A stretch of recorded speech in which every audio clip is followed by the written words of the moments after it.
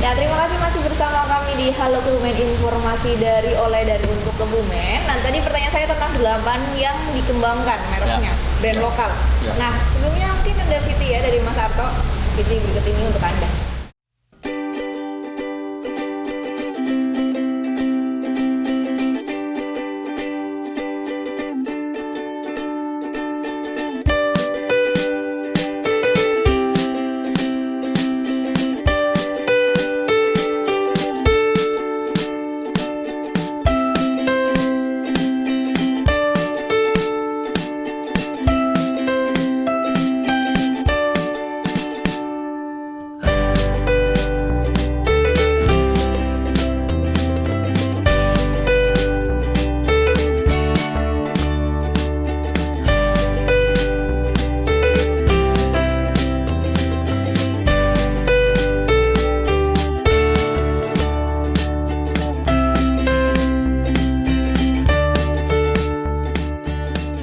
Jadi kita kan dalam tahap pembelajaran, jadi kita kayak ketemu klien, terus beneran kita buat, jadi kayak lebih lebih belajar untuk maju ke step yang lebih serius.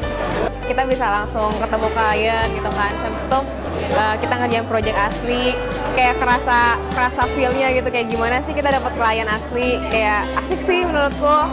Menurut saya acara Citra Kemasan ini bagus banget karena memang selain membantu untuk merealisasikan mimpi seseorang, juga bisa membangun brand lokal untuk lebih bisa disetarakan dengan brand internasional lainnya dalam segi packaging dan komunikasi desainnya.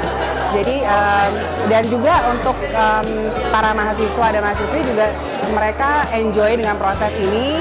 Mereka juga bisa keluar dari comfort zone mereka untuk bisa mencoba dan merealisasikan mimpi tadi itu menjadi sebuah bentuk nyata melalui packaging. Karena ini merupakan sebuah bukti nyata kalau misalkan memang kita memang peduli dengan lokal brand yang khususnya di Indonesia gitu. Nggak cuma Tokopedia doang, tapi juga ada dari teman dari Rumah Marta Tilar juga. Dan menurut saya ini perlu diteruskan sih, karena ini sangat membantu khususnya bagi para merchant-merchant yang memang memiliki banyak kendala seperti kayak SDM untuk membuat brand tersebut, lalu mungkin dari capital mereka, keterbatasan modal untuk meng-hire orang, atau keterbatasan skill mereka. Jadi dengan adanya program ini sangat membantu sih.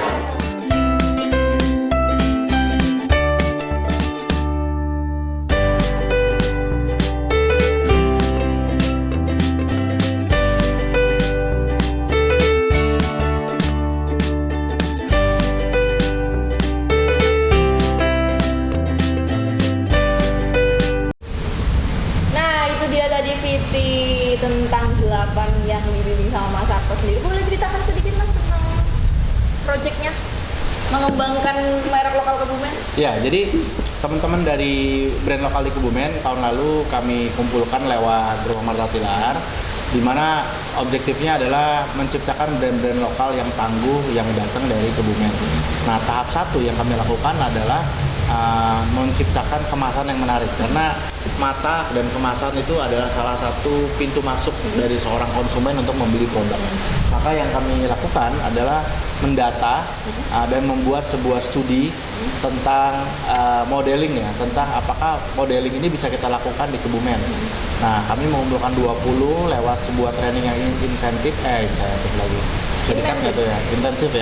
Intensif selama 1 tahun, di mana di dalamnya setiap pemilik merek itu dipandu dalam proses pemahaman merek, dari impiannya seperti apa, market yang dia mau bangun seperti apa keunikan dan kelebihan dari produk mereka, kemudian bagaimana membangun komunikasi dan segala macam. Nah, di akhir program itu kami kemudian menjawab semua kebutuhan itu. Jadi setiap orang ini nanti, setiap brand ini mereka sudah tahu marketnya seperti apa. Nah, tahap kedua kemudian membantu mereka di dalam sebuah program yang kami sebut Citra Kemasan tadi, di mana kami bekerja sama dengan sebuah universitas namanya Bina Nusantara, BINUS School of Design yang ada di Jakarta. Lalu produk-produk itu yang sebelumnya belum pernah didesain atau sudah didesain tapi belum maksimal, kami bawa ke Jakarta.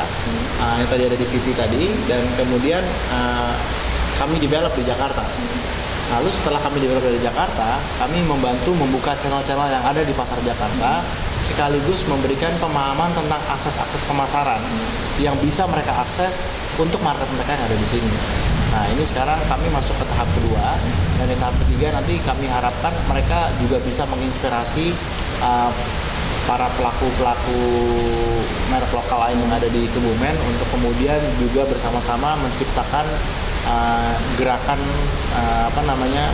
pengembangan brand ini bersama-sama. Nah, tapi jika bicara brand ya Mas, banyak mungkin UMKM atau mungkin saya sendiri memikirkan ketika branding itu berhubungan dengan biaya yang besar. Ya, itu pertanyaan yang selalu banyak ditanya orang ya. Jadi sebenarnya semua itu sudah ada teorinya, teori relativitas. Semakin besar impiannya, tentu semakin besar juga biaya yang dikeluarkan. Nah, biaya ini sebenarnya sangat relatif sekali lagi. Apakah keringat kita untuk jalan dari sini ke Kebumen misalnya itu disebut sebuah biaya? Apakah misalnya kita bekerja sampai jam 12 malam itu disebut biaya? Jadi apakah biaya yang dikeluarkan sepadan? Maka dalam buku yang saya buat 3 tahun yang lalu, saya katakan bahwa biaya itu menjadi sangat relatif ketika impian kita pun relatif. Semakin besar impiannya, saya mau go internasional, saya mau produk saya sampai ke Jepang. Semakin besar semakin besar biayanya. Tapi si pelaku seharusnya tidak boleh minder karena impiannya memang besar dan dia harus mengeluarkannya juga besar. Tapi bukan berarti biaya itu harus dikeluarkan oleh dirinya sendiri. Contohnya dengan citra kemasan ini misalnya. Desain dan kemasan sudah bisa dibantu oleh partner yang lain. Tapi ingat, seorang pengusaha itu bukan berarti cuma modal dengkul tok juga. Mereka juga harus berani mengeluarkan uang. Mereka juga harus berani mengeluarkan keringat, berani mengeluarkan risiko untuk membangun apapun yang mereka impikan. Jadi saya selalu katakan ya relatif sekali ya membangun itu.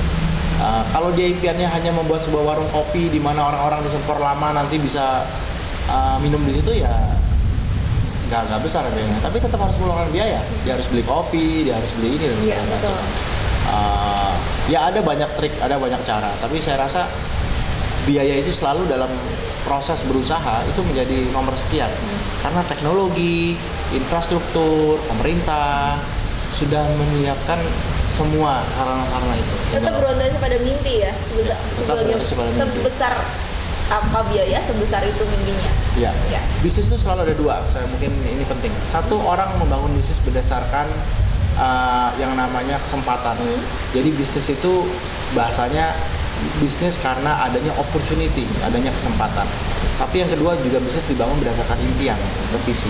Bisnis berbasis kesempatan ini akan sangat lemah, karena kalau lagi nggak zamannya, nggak lagi tren, ya dia nggak berbisnis lagi. Jadi dia hanya seorang oportunis, dan itu tidak salah. Banyak orang juga yang berbisnis berdasarkan lagi trennya apa, batu akik ya, semuanya bisnis batu akik.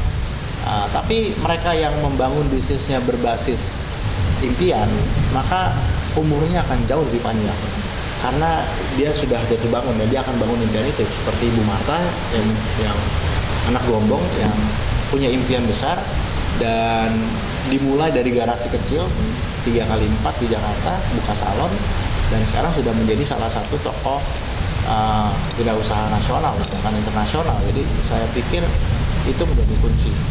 Nah, tapi saya ingin tahu sebenarnya apa sih yang perlu dipersiapkan ya untuk seorang yang mempunyai produk, dalam membranding produknya, apa saja sih yang perlu disiapkan atau apa yang diperlukan gitu? Oke, banyak sih ya, satu tahun itu kita proses. Tapi yang paling utama adalah untuk bisa membangun brand yang bagus, maka kita harus melewati 3 tahapan. Tahapan pertama kita sebut namanya fondasi. Di fondasi itu diatur atau dibicarakan semua hal yang berhubungan dengan fondasi dari brand itu. Apa sih yang dimaksud dengan fondasi? Misalnya impian. Karena tidak semua pengusaha ini atau pemilik merek ini mereka pemilik tunggal, bisa jadi itu bersama-sama dengan temannya atau bersama-sama dengan keluarganya. Maka menyamakan visi tahap 1 itu menjadi sangat penting. Banyak kejadian yang kami lihat dalam pengalaman kami membangun brand, justru perpecahan atau kelemahan dari sebuah brand itu terjadi akibat tidak adanya komunikasi antara pemilik dengan pemilik. Gitu. Pemilik dan pemilik. Iya, antara partner dengan partner, antara bapak dengan anak, ibu dengan anak, karena ada juga beberapa brand yang berbasis family business ya, keluarga.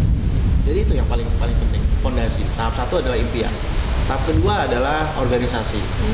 Seperti apa sih organisasinya? Untuk menjalankan sebuah organisasi warung kopi misalnya, siapa saja yang dibutuhkan. Jadi ada infrastruktur, ada namanya struktur organisasi yang kita harus buat. Siapa yang ngepel, siapa yang nyuci, siapa yang membeli kopi, siapa yang kemudian menjadi kasir, siapa yang promosi dan segala macam. Jadi tahapan itu ada di fondasi. Yang lain misalnya aturan main SOP, System Operating Procedure misalnya. Menyiapkan kopi dari satu titik ke titik yang lain. Kapan kita harus melakukan pembersihan meja dan segala macam, itu diatur dalam SOP. Lalu ada lagi yang namanya job desk atau job deskripsi seperti apa tugasnya. Jadi itu yang kemudian kami sebut namanya fondasi. Di fondasi diatur semua yang berbasis impian dan manajemen. Tahap kedua setelah fondasi terbangun adalah komunikasi. Baru nih yang seru nih. Bikin logonya lah, bikin iklannya, bikin brosurnya lah, bikin PR, undang wartawan, ajak temen datang. Nah itu ada di fase komunikasi. Nah komunikasi hanya bisa maksimal kalau fondasinya sudah terbangun. Nah banyak sekali brand lokal kita yang terbalik. Mereka cenderung membangun komunikasi dulu, lalu baru kemudian membangun fondasi.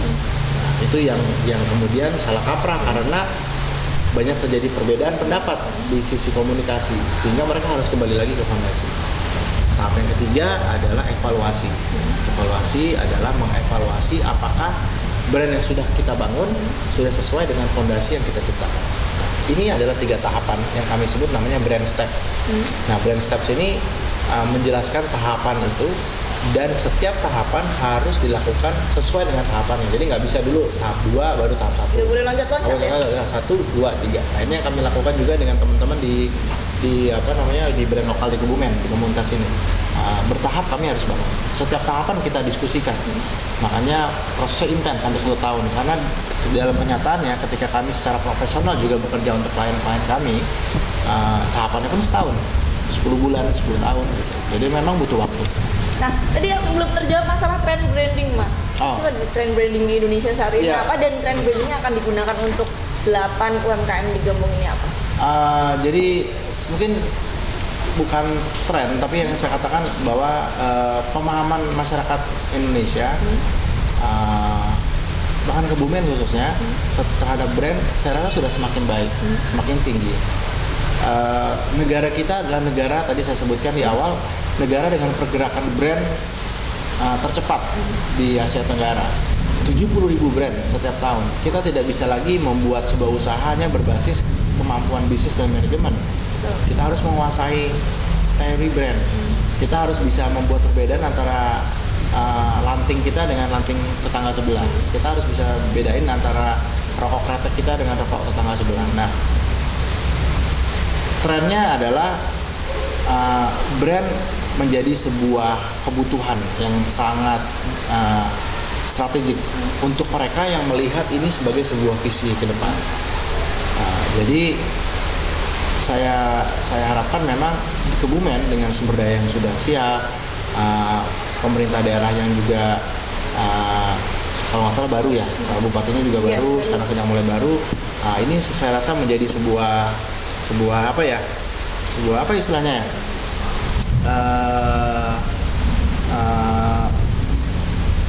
Bingung istilahnya. Kegiatan atau gerakan saya rasa. Yang baru. Yang akan memberikan semangat kepada para pengusaha lokal di sini sih. Nah, tadi aku mau nanya apa lupa. Nih, kemudian setelah begitu banyak yang sudah dilewati, apa sih sebenarnya yang ingin dicapai dari Mas Arto sendiri untuk jangka dekat ya? Terus kemudian mimpinya Mas Arto sendiri itu apa sih sebenarnya? Oke, bayangkan kalau misalnya di setiap kota kabupaten kita mempunyai banyak brand lokal yang memang kuat dan bagus dan nggak usah harus go internasional tapi dikonsumsi oleh masyarakat lokal. Maka yang tadi saya katakan merek lokal kita akan memberikan pemasukan dan kekuatan ekonomi bagi pemerintah daerah. Nah, kita punya lebih dari 400 kabupaten di Indonesia.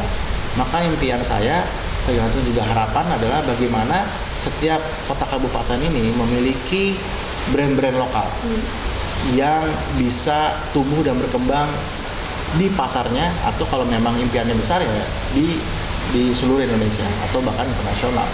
Maka kami membutuhkan lebih banyak partner-partner lokal, anak-anak muda yang mau belajar tentang brand. Kami bantu, kami bina, kita kerjasama, dan mereka bisa menjadi pendamping brand di kota-kota kabupaten. Jadi nggak perlu lagi harus kami juga tidak punya kemampuan berkeliling di 400 kota kabupaten, tapi kami punya kemampuan untuk berbagi pengalaman dan kemudian membangun jaringan dengan teman-teman ini, sehingga nanti masing-masing kota di Indonesia mereka akan memiliki satu komunitas yang memang memiliki kepedulian terhadap brand. Jadi harapan saya adalah brand lokal kita bisa berkembang lewat kekuatan komunitas daerah. Tentunya dalam masa MEA ini juga bisa bersaing dengan merek internasional ya. Iya, dan di sini saya rasa peran pemerintah sangat penting sekali. Mereka menyediakan akses wadah, kemudian support baik secara undang-undang maupun secara infrastruktur yang bisa menggerakkan daerah ini gitu. Dan anak muda kita banyak sekali di seluruh Indonesia ya. Kita masuk ke dalam kategori negara remaja yang memang penduduk usia di bawah 40 tahun yang cukup banyak sekarang. Jadi mereka memiliki energi dan keilmuan yang cukup. Tinggal kita berbagi dengan mereka dan mereka bisa menggerakkan. Saya rasa itu kuncinya. Nah, Mas Arto nggak terasa nih sudah 1 jam kita yang benar. berbincang. Gila, Ini cepet sudah banget. wawancara. Mungkin Mas Arto bisa menyampaikan saran atau mungkin harapan kepada pemerintah atau masyarakat Kabupaten Kebumen pada umumnya. Silakan. Ya. Saya sering berkeliling Indonesia dan kebetulan waktu saya ke Kebumen 2 tahun yang lalu, saya merasa punya semacam kayak feeling atau perasaan bahwa tempat ini sangat menarik sekali. Karena tempat ini memiliki semua yang dibutuhkan untuk membuat tempat ini menjadi besar. Saya rasa paling penting dan paling utama adalah kesamaan persepsi, dan dalam hal ini pemerintah memiliki peran yang sangat besar untuk bisa menyatukan banyak komunitas yang ada di Kebumen untuk berkarya bagi kota ini.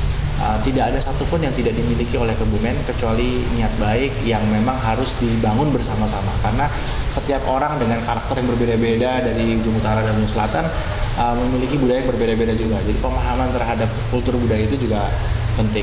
Tapi saya berharap Kebumen bisa terus melangkah, berjalan. Aksesnya sudah ada lewat beberapa komunitas termasuk Rumah Marta Tilar yang sudah menyediakan wahana dan fasilitas bagi semua orang secara gratis, sehingga kita bisa melakukan pengembangan brand lebih dalam. Jadi saya ucapkan selamat berjuang.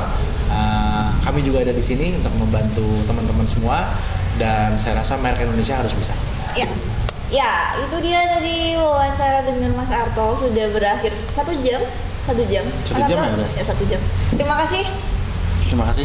Salaman lagi. Tos dulu. Tos dulu. Ya, terima kasih. Sampai jumpa di lain waktu. Ya. Nah, itu dia tadi perbincangan menarik kita dengan Arto Subiantoro. Semoga bisa menginspirasi Anda, terutama buat pelaku-pelaku usaha di Kabupaten Kebumen. Saya Galuh Ayu Mufti, mewakili segenap kru yang bertugas mohon pamit. Wassalamualaikum warahmatullahi wabarakatuh.